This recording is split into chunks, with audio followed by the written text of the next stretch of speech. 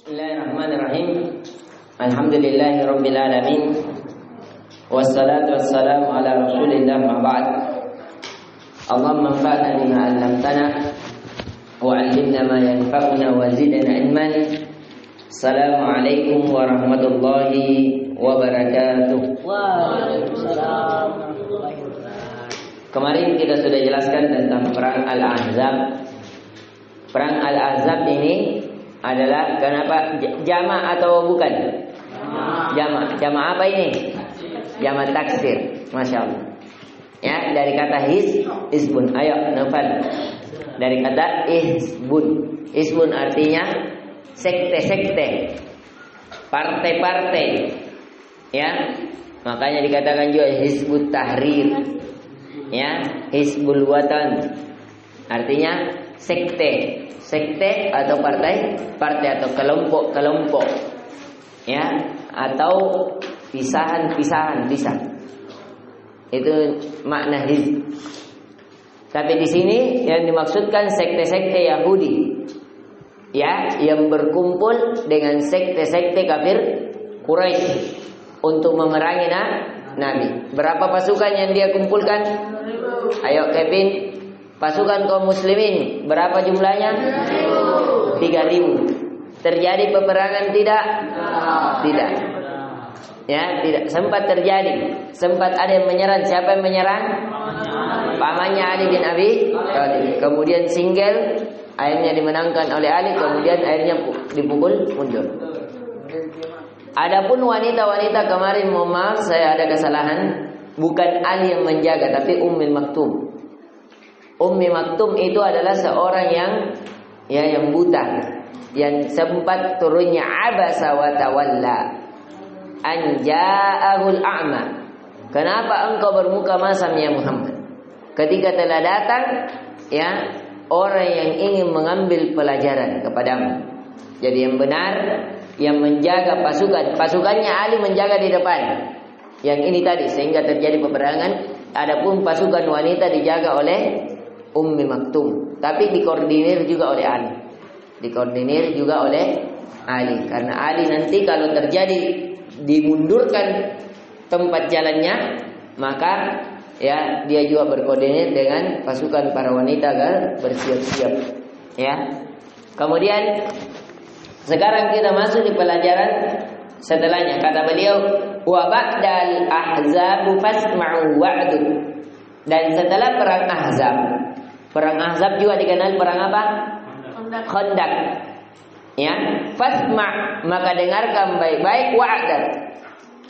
Di sini wa'dud. Ya, wa'dud hitunglah. Sudah ada berapa peperangan? Ayo kita hitung coba. Buka kembali dari 1 Hijriah. Sudah, karena saya ini nasuruh hitung. Jadi kita hitung ini. Ya, di antara keberkahan ilmu ketika kita mendengar ucapan guru. Di antara keberkahan ilmu ketika kita mendengar ucapan guru. Sekarang kita coba hitung. Setelah hijrah Nabi pasti itu. Karena di Mekah ada peperangan tidak? Tidak ada. Jadi memulai di halaman 36. Di halaman 36. Mulai terjadi peperangan di mana?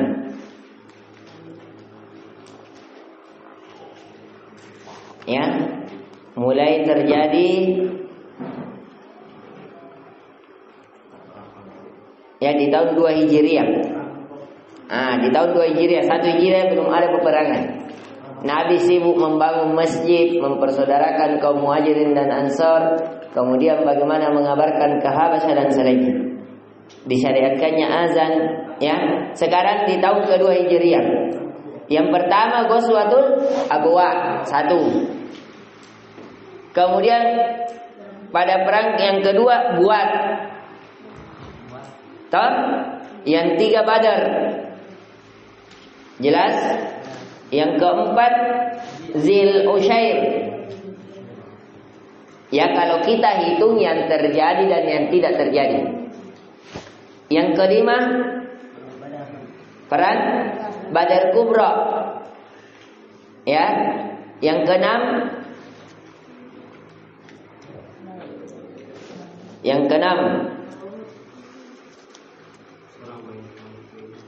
Qainuqa. Bani Qainuqa. Yang ketujuh Sawik. Kemudian 8 Qarqarah. Kesembilan Ghatafan dari Bani Sulaim. Ke-10 apa? Uhud. Ke-11 Hamrul Asad. Ya, ke-12 Bani Nadir. Ke-13 apa? Badar Al-Mau'id. 14 Ahzab.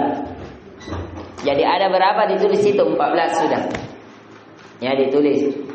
Dari awal peperangan sampai Ahzab ada 14 peperangan. Ya, memang kalau ahli sejarah itu hati-hati detail. Sampai jejak kakinya saja dia tahu. Begitu memang kalau peneliti sejarah. Ada di antara guru kami itu ada videonya. Kalau kalian mau tahu sejarah secara detail, itu yang saya jadikan guru kalau dalam masalah sejarah. 14 peperangan. Ya, namanya Syekh, saya lupa namanya. Astagfirullah. Pokoknya dia ahli sejarah sampai sekarang. Masih hidup orangnya. Setiap sejarah, misalnya sejarahnya Nabi Yusuf, dia pergi ke tempatnya Nabi Yusuf. Karena dia termasuk juga orang kaya, saya ini. Termasuk seorang pedagang yang sukses. Jadi dia misalnya kalau mau kisahkan Nabi Yusuf, dia ke tempatnya Nabi Yusuf, syuting. Jadi dia di YouTube-nya itu di belakang tempat dia ceramah. Kalau pergi misalnya nak kisahkan kaum Nabi Lut, di belakangnya gunungnya Nabi Lut. Nabi Lut, Nabi Samud, Ad, pokoknya di mana sejarahnya di situ dia. Ke Syam dia, ke Mesir, ke Palestina, ke mana, pokoknya di mana syuting di situ kisahnya. Luar biasa. Ya, cuma saya lupa namanya. Lama sekali saya tidak mendengar lagi kajiannya di sini. Kurang selama saya di sini.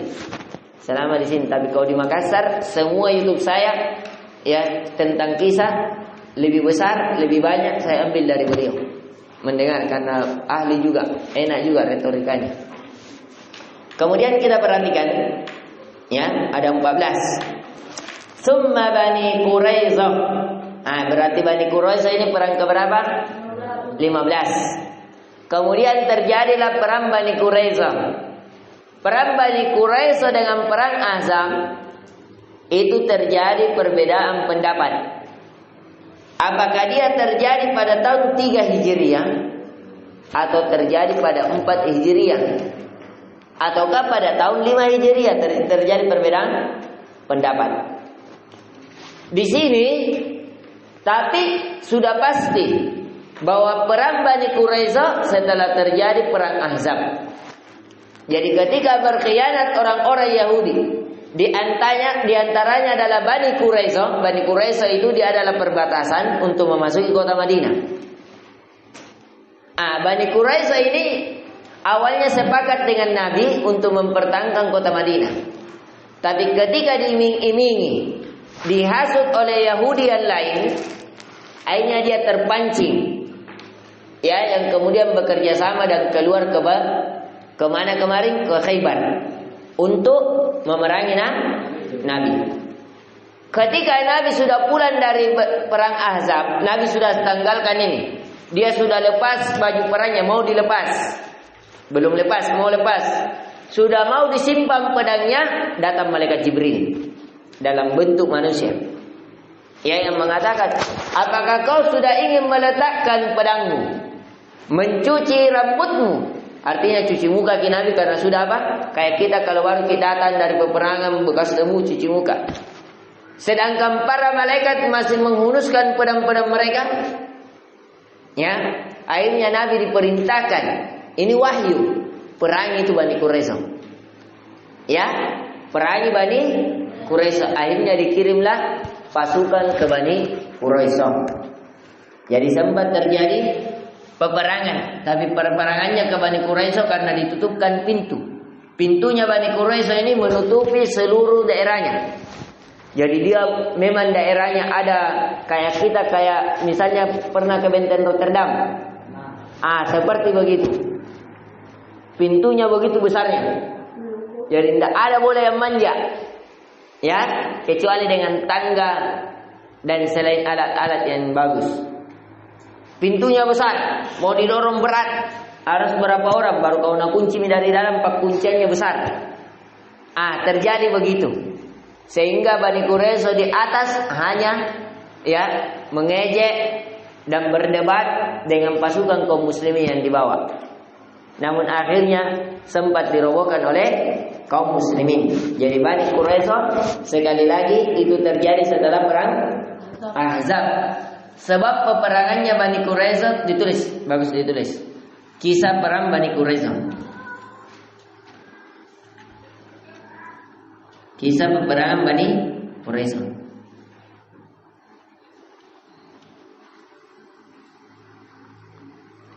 Yang pertama, kisah peperangan Bani Quraisy titik 2. Satu, beda-bedanya. Langsung beda-bedanya ini ya. Bani Quraisy diperangi karena menyalahi perjanjian. Bani Quraisy diperangi karena berkhianat. Ditulis karena berkhianat saja. 2.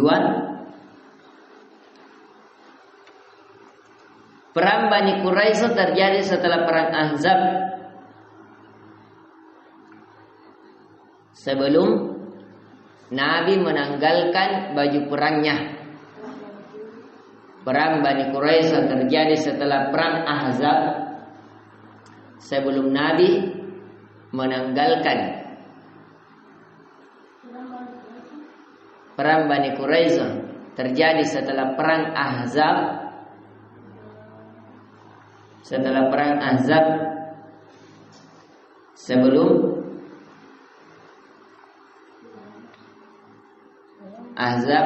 sebelum Nabi menanggalkan pakaian perangnya. Dalam kurung hadis Aisyah, Sahih Bukhari dan Muslim.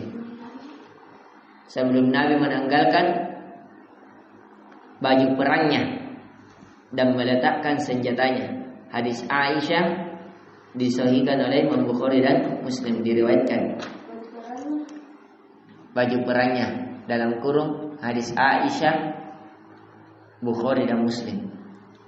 An Aisyah radhiyallahu anha anna Rasulullah sallallahu alaihi wasallam lamma raja'a yaumal khandaqi wa wada'a as-sila wa iktasala. Dari Aisyah radhiyallahu anha, sesungguhnya Rasulullah sallallahu alaihi wasallam ketika pulang dari hari Khandaq dan dia telah meletakkan, dia letakkan silah parangnya, waktasala, dan dia sudah cuci mukanya, mandi, fa'atahu Jibril, maka malaikat Jibril datang, wa qad asaba ra'sahul gubar, dan dia telah ada sesuatu pada kepalanya, tanda bahwa dia adalah malaikat. Faqala wada'ta silah, dan berkata ini malaikat Jibril, apakah kamu meletakkan senjatamu? Fa wallahi ma wada'tu, demi Allah saya belum meletakkan senjataku. Kata Jibril, demi Allah saya belum meletakkan senjataku. Kau kenapa meletakkan senjatamu? Faqala Rasulullah sallallahu alaihi wasallam, fa aina? Maka Rasul sallallahu alaihi wasallam berkata, di mana? Kalau begitu kau belum letakkan senjata, kita mau perangnya di mana? Kata Jibril alaihissalam, ha huna wa au ama ila Bani Quraisy. Yaitu di sini. Dia tunjuk di sini akan perang, dan malaikat Jibril mengisyaratkan, menunjuk kepada tempatnya Bani Quraisy. Qalat fa kharaja ilaihim Rasul sallallahu alaihi wasallam. Maka Nabi pun keluar bersama malaikat Jibril untuk memerangi Bani Quraisy. Jadi Bani Quraisy, maka dari itu terjadi perbedaan pendapat tentang sholat qasar ini. Apakah sahabat sholat nanti tiba di Bani Quraisy atau sholat ketika di tengah jalan. Ya, ketika itu sholat maghrib kalau tidak salah atau sholat asar. Para sahabat mendapati sholat asar di tengah jalan. Sahabat yang lain mengatakan tidak, nanti kita sholat di Bani Quraisyah menghampiri maghrib. Ya, dari Ibnu Umar radhiyallahu anhu qala Nabi sallallahu alaihi wasallam lamma raja'a min al-ahzab la yusalliyanna ahadul asra illa fi Bani Quraisyah. Dari Ibnu Umar berkata Nabi sallallahu alaihi wasallam ketika pulang dari perang Ahzab, kata Nabi, jangan kalian salah satu di antara kalian salat asar kecuali telah berada di Bani Quraisyah. Fa adraka ba'dumul asar fit tariq, maka sebagian pasukan yang dikirim mendapati salat asar di jalan. Ya, sebagian yang lain lagi la nusalli hatta na'tiyaha, mengatakan kita tidak akan sholat kecuali kita sudah sampai di Bani Quraisyah. Wa qala ba'dum bal nusalli, berkata yang lain kita sholat. Inna sholata 'alal mu'minina kitaban mawquta, sesungguhnya sholat atas orang beriman itu sudah ditetapkan waktunya. Kita sholat. Masuk asar, sholat asar. Summa lam yurid minna dzalik. Kemudian dia tidak meriwayatkan dari kami sesuatu apapun dari itu. Fadzukira lin nabi, maka nabi pun ya diingatkan pada yang ceritakan. Falam yu'annid wahidan minhum, maka nabi tidak mencela salah satu di antara mereka. Ada yang sholat asar di tepat waktu, ada yang sholat asar nanti di Bani Quraisyah karena ada urusan diperintah oleh nabi. Itu nabi tidak cela salah satu di antara mereka. Ini masalah ijtihadiyah. Ya, jadi Nabi sallallahu alaihi wasallam memerangi apa? Bani Quraisyah. Kenapa dia diperangi? Karena dia berkhianat. Ya, yang akhirnya Bani Quraisyah pada saat itu diusir. Nah, disinilah mulai diusirnya orang-orang Yahudi di tanah haram. Ya, jadi dulu orang Yahudi tinggal di mana? Di Madinah dan di pesisir Madinah. Tapi setelah terjadi ini, maka seluruh orang Yahudi diusir. Berpindahlah orang Yahudi ini ke Palestina. Jadi ini asalnya. Ayo ditulis. Ya, ditulis awal diusirnya orang Yahudi di tanah Arab. Jadi setelah perang Ahzab ini, perang Bani Quraisyah, awal diusirnya orang-orang Yahudi di Madinah dan berpindahlah sebagian di antara mereka ke Palestina. Nah, jadi asalnya itu ya mereka dari sini sempat ke sini. Tapi kalau asal paling asal mereka memang di Palestina dari zamannya, ya, dari zaman Nabi Sulaiman juga sudah ada kian. Tapi asalnya dia pergi ke sana ketika di masanya Nabi Ismail, ya. Di masanya Nabi Ismail kan ada sebagian kabilah yang lewat, akhirnya dikasih tempat tinggal oleh Ismail. Setelah itu, ya, akhirnya besar berkeluarga di sana dan membesar. Kemudian ketika datang berhaji, orang-orang Yahudi sebagian, ya, yang ada di kota Madinah, ya, akhirnya pergi ke Mekah. Setelah di Mekah, akhirnya masuk Islam dan menolong agama Nabi. Setelah itu masih berkumpul bersama Nabi di kota Madinah. Setelah terjadi pengkhianatan sebagian di antara mereka yang tidak masuk Islam, akhirnya mereka diusir. Tapi yang kaum muslimin yang asalnya orang-orang Yahudi yang masuk ke dalam Islam, ya, itu menjadi baik keislamannya karena menginginkan kebenaran. Jadi ini adik-adikku sekalian, ya, tentang perang Bani Quraisyah. Kata beliau di sini wa fihi ma. Jadi ada terjadi wa fihi ma khulfun, dan di antara keduanya ini terjadi perbedaan pendapat. Artinya perang Ahzab sama Bani Quraisyah ada perbedaan pendapat. Dia terjadi di tahun berapa? Tahun 4 Hijriah atau 5 Hijriah. Walaupun yang lebih roji, ya, yang di tahun kelima itu adalah pendapat yang lebih roji. yang dikuatkan oleh Ibnu Katsir. Ibnu Katsir menganggap perang Bani Quraisy terjadi pada tahun 5 Hijriah. Tapi adapun Syekh yang menulis buku ini dia berpendapat pada tahun berapa? 4 Hijriah. Wa bi dzati riqa'i ulima, dan terjadi juga perang Zati Riqa'. Ya, Zati Riqa' ini dia adalah nama. Ya, nama orang pemimpinnya. Nama seorang pemimpin Riqa'. Ada yang mengatakan seperti itu. Ada yang mengatakan hal lain juga. Ya, ulima yang diajarkan, satu Riqa' diajarkan kepada Nabi. Ya, insyaallah taala di pertemuan setelahnya kita akan menjelaskan tentang ya Zatul Riqa' ini. Sekarang kita fokus salatul khauf wal qasar numiyah, dan bagaimana juga salat qasar. Jadi salat qasar sudah jelas ya. Salat 4 rakaat di qasar menjadi berapa? 2 rakaat, yaitu salat apa? Isya, zuhur, asar, dan tidak ada lagi. Ya. Jadi ada cuma 4. Kalau maghrib 1/2, tidak. Maghrib tetap 3. Itu salat qasar. Qasar syarat-syarat ditulis. Ya, sengaja saya langkai satu rukuk karena saya belum dalami satu rukuk. Ya, nanti kita akan kajikan setelah saya meroja. Ya, nanti kita akan Zati Riqa' yang saya tahu, yang saya teringat sekarang ini karena kita buru-buru. Ya. Jadi Zati Riqa' nanti ada pembahasannya. Sekarang kita salat khauf. Salat dalam keadaan takut.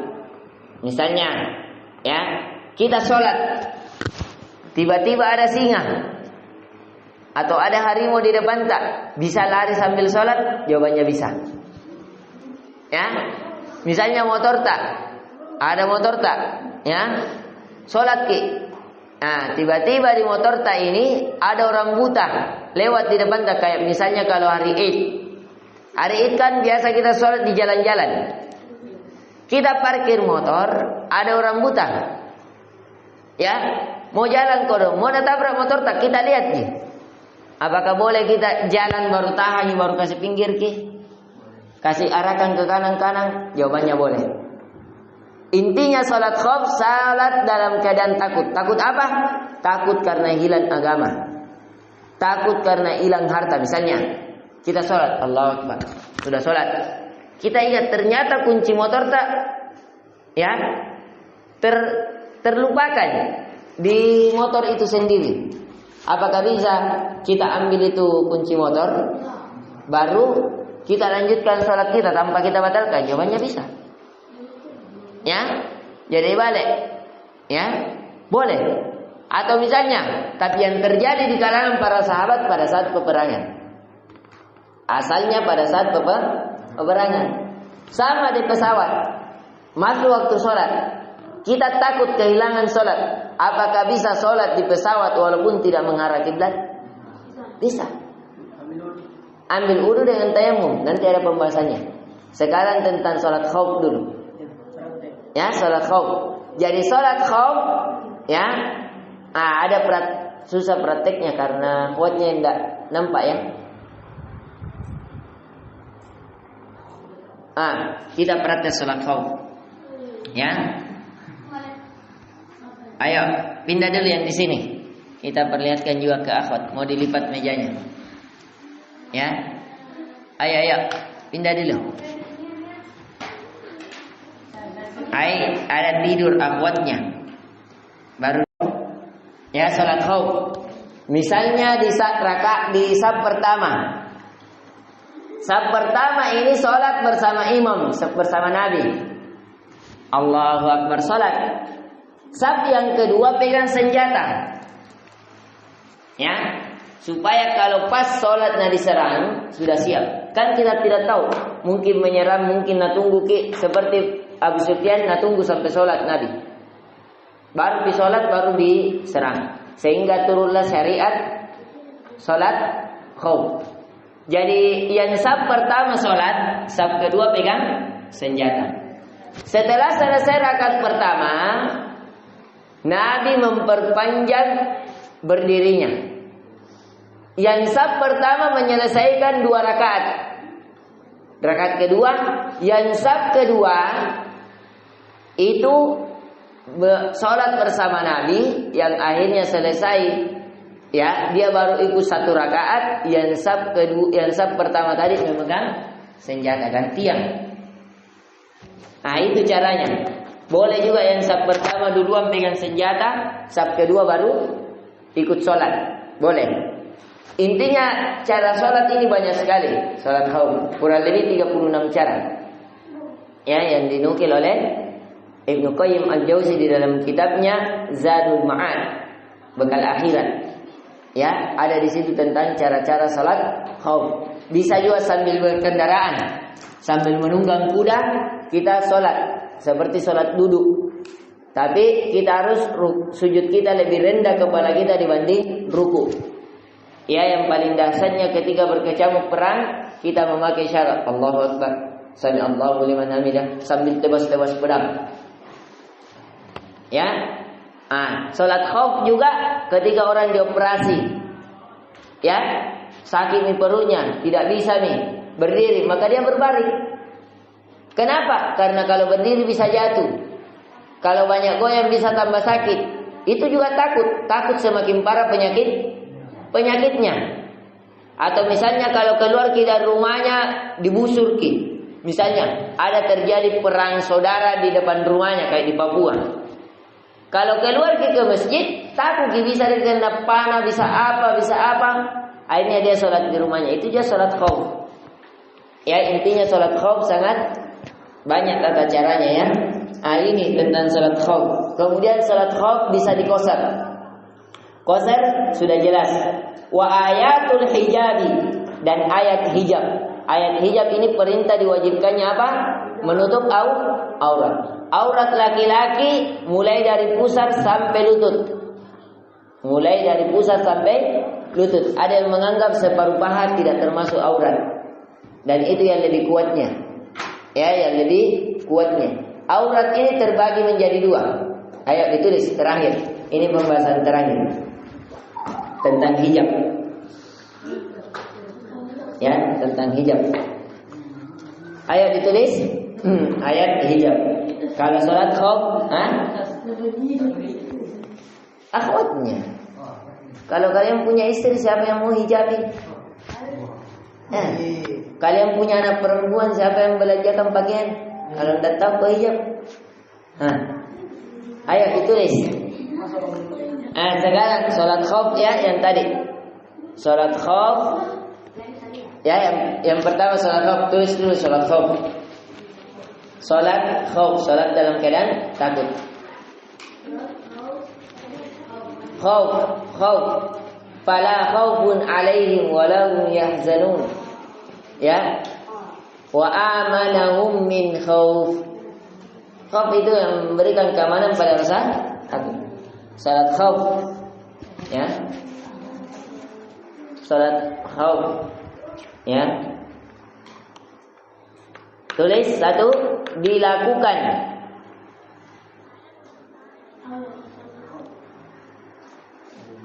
Dilakukan pada saat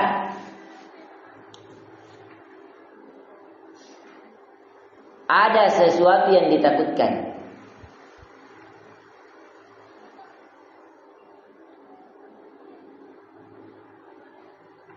Seperti hilangnya nyawa. Jadi misalnya kalau ada yang mau bunuh, kalau keluar rumah dibunuh, dicari, boleh dilakukan saat itu. Hilangnya nyawa, jiwa, harta, kehormatan. Seperti ini orang-orang di Palestina. Kalau keluar wanita-wanitanya dirampas oleh orang-orang Israel. Ya, diambil, terkosa, ataukah ditembak, ataukah dibunuh, ataukah diculik. Ya, ini berlaku sholat khauf pada mereka. Ya. Nah, Itu syarat-syaratnya yang dibolehkan sholat khauf. Koma pada saat peperangan. Koma pada saat peperangan.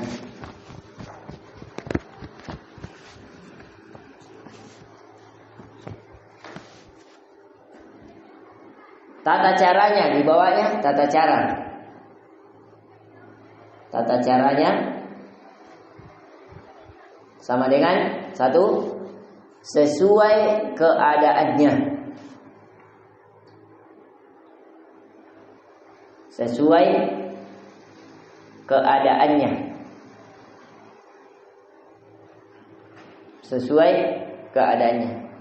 Bisa dalam keadaan, bisa tulis ya,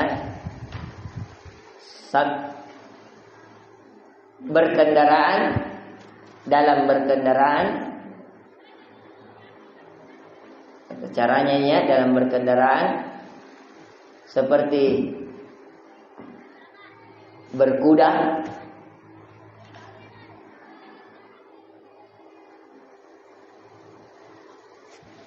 kalau kita sekarang bermotor, bermobil, berpesawat. Misalnya sementara perang, ya, kalau perang orang sampai 1 hari itu ya sibuk, ya. Tapi sambil sholat, seperti bawa ke helikopter itu yang tembakan. Masuk nih waktu azan, sholat, wajib. Kapan kau tinggalkan sholat, bisa kau kufur. Mati konyol. Ya tetap sholat. Sambil bawa helikopter sholat. Iya, sambil bawa helikopter. Apalagi kayak di Papua ya, perang-perang orang para TNI kita itu berjaga terus. Karena biasa orang-orang Papua yang Papua Merdeka biasa tiba-tiba menyerang. KKB. Ya, nah itu juga tetap sholat. Jadi sambil sholat sambil merunduk, sambil sholat sambil lari, cari. Ya, seru sekali nih kalau sholat sambil berlari. Saya ajak biasa sholat sambil berkendaraan. Nabi paling sering kalau bermusafir sambil sholat sambil di atas untanya. Ya, saya saja kalau ke Makassar biasa, misalnya ini saya buru-buru, ya saya balik ke Makassar. Biasa saya sholat duha di jalan.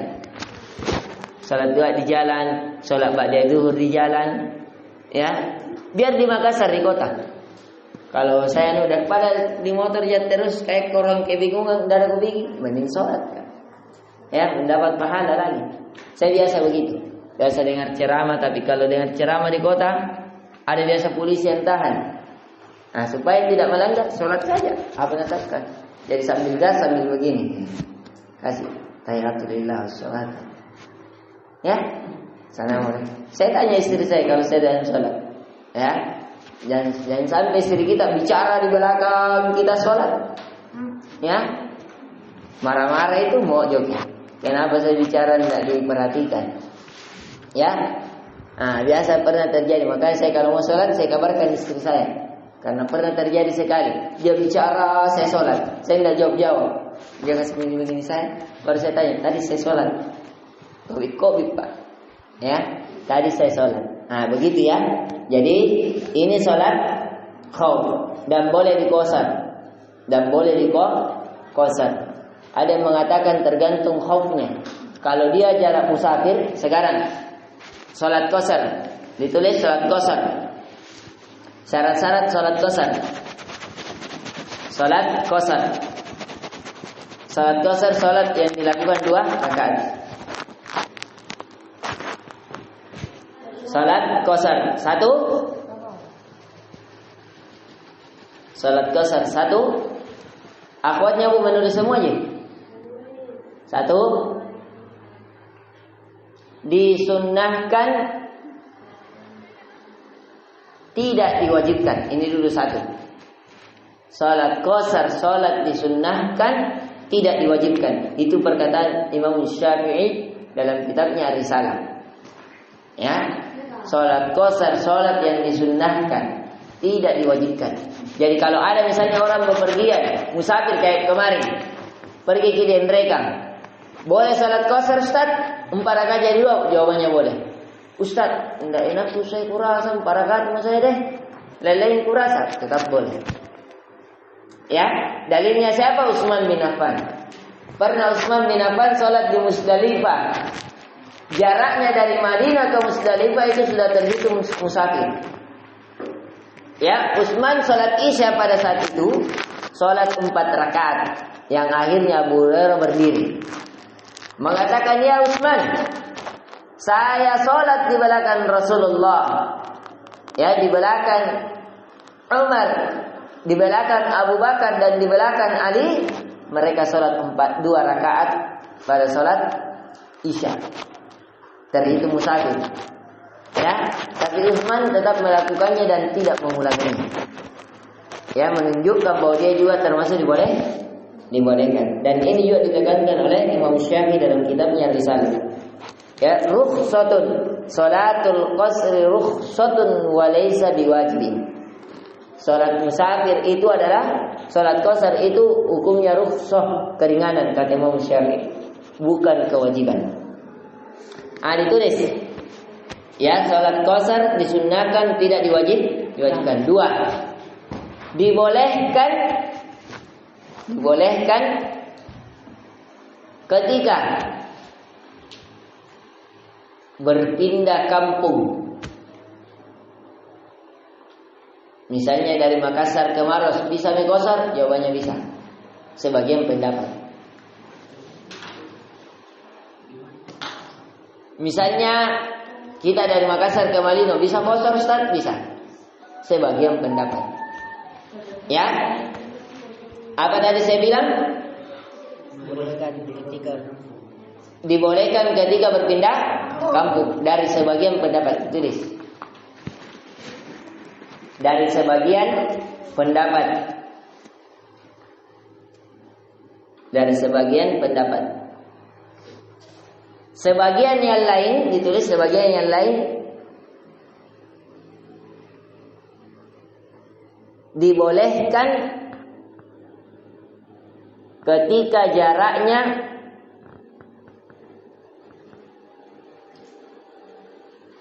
mencapai 85 km. km kilometer. Jadi kalau 85 kayak dari sini ke Parepare. Ya, itu sudah bisa. Kalau misalnya kita ke Parepare, sudah bisa qasar. Kita ke Endrekan sudah bisa. Karena ke Endrekan itu jaraknya berapa ratus kilo itu. Ya. Jadi kalau misalnya dari sini di Belapunranga ke Makassar belum bisa. Ini baru berapa puluh kilo. Tapi sebagian pendapat sudah boleh. Sebagian pendapat karena sudah pindah kampung. Ya, ada sebagian pendapat. Tapi yang lebih betulnya seperti pendapat Imam Syafi'i. Jaraknya harus 85 kilo. Ya, ditulis yang ketiga, 3. Salat 4 rakaat menjadi 2 rakaat. 4 rakaat menjadi 2 rakaat. Terakhir, pembahasan hijab. Ini paling penting sama akhwat. Ya. Pembahasan hijab paling penting. Paling penting untuk akhwat dan ikhwah sebagai pemimpin akhwat. Masalahnya kau nanti pemimpinnya akhwat. Ya. Tentang pembahasan hijab ditulis. Hijab terakhir. Pembahasan hijab. 1. Hijab wanita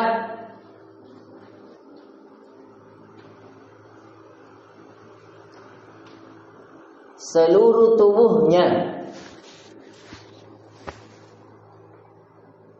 kecuali matanya yang ia pakai melihat. Ini pendapat yang paling kuat dari Ibnu Abbas. Jadi hijabnya istrinya Nabi itu natutuki mulai dari kepala sampai kaki. Yang kelihatan mata aja. Sampai kata Ibnu Abbas, kalau bisa satu mata saja lebih bagus. Kenapa? Karena wanita itu matanya juga adalah perhiasan dan bisa menimbulkan fitnah. Ya, kalau wanita cadar saja sekarang, tidak lihat matanya, Allahu Akbar, sudah terfitnah wanita, laki-laki.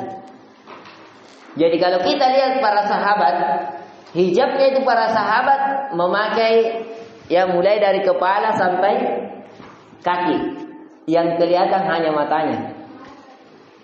Ya, kalau kita istilahkan sekarang cadar. Cuma cadarnya orang sekarang dengan orang dulu berbeda. Kalau orang dulu langsung di atas yang menutupi ke bawah. Bagian matanya tipis-tipis, tetap tertutup tapi yang agak tipis. Ya, ada sebagian banyak orang juga tahu, ada pernah lihat begitu? Pakainya nak tutup semuanya. Nah, ini pendapat yang lebih kuat. Ya, maka dari itu ini pendapat yang paling kuat. Makanya kalau saya syaratkan kalau istri harus bercadar. Karena ini pendapat kalau kita kumpulkan riwayat-riwayat hadis, ya, di antara alasan terkuat. Sekarang saya tanya, kaki wanita sepakat para ulama tentang aurat atau bukan? Sepakat aurat. Kenapa ditutup aurat? Supaya tidak menimbulkan fitnah. Sekarang, yang mana lebih kuat fitnahnya? Kakinya seorang wanita atau mukanya? Mukanya. Jadi kalau tidak ditutup mukanya bisa menimbulkan fitnah. Ya, sedangkan kata Allah Azza wa Jalla, "Wa la tattabi'u khutuwati syaitan." Jangan kalian mengikuti langkah-langkah setan. Di antara langkah setan ketika wajah wanita itu diperindah. Maka dari itu kata Nabi sallallahu alaihi wasallam, "Idza akhrajat istashrafat syaitan." Ketika wanita itu keluar, maka dia akan diperindah oleh syaitan. Ya. Jadi ini adik-adikku sekalian, ya, diperhatikan. Jadi ini yang saya perlu ingatkan, ya, bahwasanya aurat wanita itu seluruh tubuhnya kecuali apa? Matanya. Ini pendapat yang terkuat. Ya, batang alisnya mengatakan termasuk aurat. Kedua, pendapat kedua. Yang kedua, nomor 2. Seluruh tubuhnya kecuali telapak tangan dan muka. Seluruh tubuhnya kecuali telapak tangan dan muka. Telapak tangan, bukan punggung tangan. Kalau akhwat saya suka nagulung-gulung, akhwat kita ini suka nagulung-gulung bajunya sampai kelihatan separuh tangannya, itu tidak boleh. Kalau pakai baju SMA, telapak tangan dan muka. Nah, inilah pendapat yang dikuatkan oleh Muhammadiyah. Ya, sehingga dia tidak mewajibkan apa? Cadar. Ya, makanya orang-orang Muhammadiyah cuma ya hijabnya hijab syar'i. Tapi banyak yang orang-orang Muhammadiyah tidak memenuhi syarat. Ya, banyak orang Muhammadiyah pakai kudung segitiga yang masih nampak bagian dadanya. Padahal hijab syar'i memiliki beberapa syarat. Nanti kita akan jelaskan apa dikatakan hijab syar'i. Ya, bukan hijab syar'i seperti hijab di sekolahan. Itu bukan hijab syar'i, belum memenuhi syarat. Ya, yang tertutup di atasnya tapi pakai legging di bagian pantatnya tetap terbentuk, itu bukan hijab syar'i. Pakai kudung, tapi kudung segitiga, tapi masih muncul bagian dadanya, masih muncul bagian belakangnya. Apakah itu hijab menimbulkan syahwat? Tidak. Menimbulkan, itu belum hijab syar'i. Ya, apa hijab syar'i ini kita akan tulis. Ya, ditulis syarat-syarat hijab syar'i. Syarat-syarat dan ketentuan hijab syar'i. Syarat-syarat dan ketentuan hijab syar'i. 1. Syarat-syarat dan ketentuan hijab syar'i. Nasrul, tulis syarat-syarat dan ketentuan hijab syar'i. 1. Menutupi badan sehingga tidak terbentuk. Jadi dikatakan hijab syar'i kalau tidak berbentuk di pantana, tidak berbentuk di bagian depannya, sehingga tidak berbentuk. Menutupi badan sehingga tidak berbentuk. Jadi kalau ketaki kayak legging termasuk tidak? Tidak. Rok tidak termasuk. Seperti kalau pokoknya kita melihat akhwat bercermin kalau pakai hijab syar'i bercermin kalau masih nampak di bagian pantat, bagian depan, berarti itu bukan hijab syar'i, berarti kamu belum menutup hijab. Ya, maka dari itu istri saya ketika saya nikahi semua pakainya saya ganti. Ya, seperti saya ketika hijrah semua pakaian saya ganti. Dulu pakaian saya Allahu Akbar. Ya, pakaian rock and roll, pakaian repang, pakaian Jamaika. Nauzubillah. Yang saya beli memang karena pada saat itu juga banyak uang saya. Ya, memang saya bekerja di gudang petasan. Ya, tapi ya rata-rata silver, ripple saya pakai, barang-barang best. Satu baju saya 300.000, 500.000 karena memang pada saat itu kerja saya cuma dunia. Tapi setelah saya hijrah saya sedekahkan semua. Ya, alat-alat gunung saya juga dulu suka mendaki, tapi selama saya hijrah saya mengatakan itu pekerjaan yang tidak bermanfaat. Ya, atau kurang manfaatnya, menghabiskan waktu saja. Ya, apalagi kalau pergi mendaki di 17 Agustus banyak kesyirikan. Ya, banyak orang maksiat, orang pergi pacaran di gunung-gunung, pergi narkoba, pergi minum-minum. Nauzubillah min dzalik. Di mana faedah agamanya? Ya, itu kita ingatkan kepada kaum muslimin yang masih suka jalan-jalan. Ya, kalau saya selama menikah alhamdulillah jarang jalan-jalan. Jarang. Ya. Sekarang diperhatikan. Jadi syarat dan ketentuan hijab syar'i satu, harus menutupi seluruh badannya dan tidak berbentuk. Kalau ada bentuk gunung depan dan gunung belakang, bukan hijab syar'i. Yang kedua,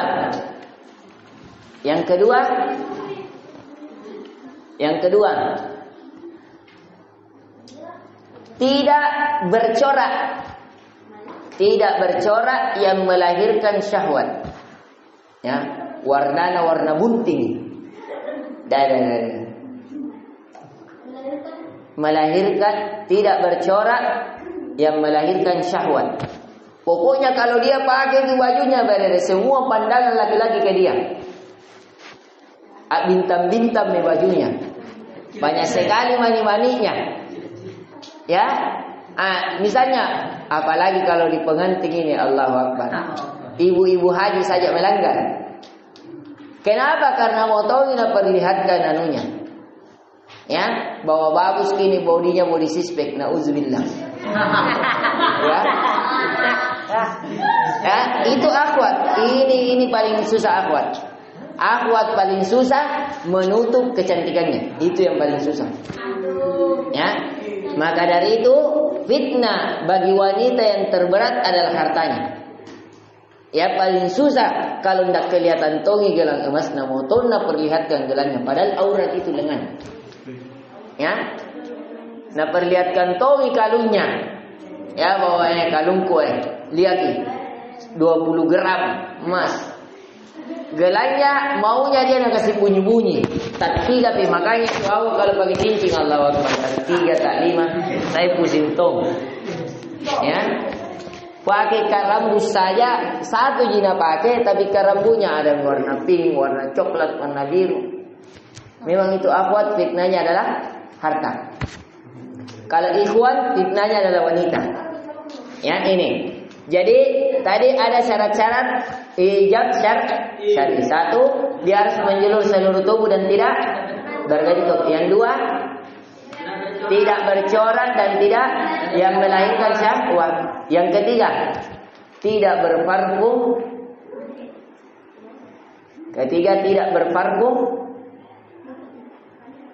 Berparfum.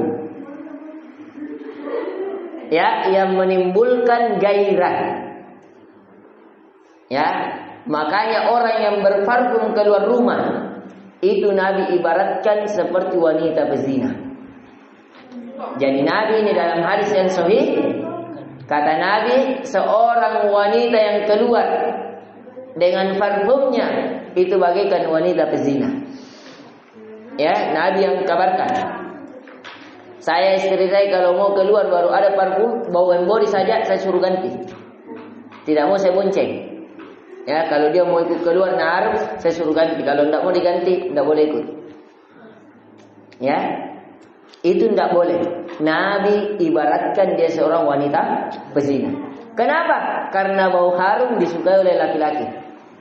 Jadi kalau lewat kok digelap-gelap, harum tombol kopore, terjadilah banyak pemerkosaan.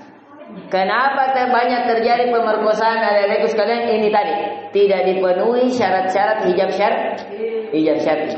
Pakai hijab tapi tetap berbentuk. Pakai hijab tapi beraroma yang melahirkan syahwat. Ya, dan selainnya. Jadi ini pelajaran yang akan kita kajikan di pertemuan kali ini. Yang keempat, saya lupa, saya baru teringat yang keempat.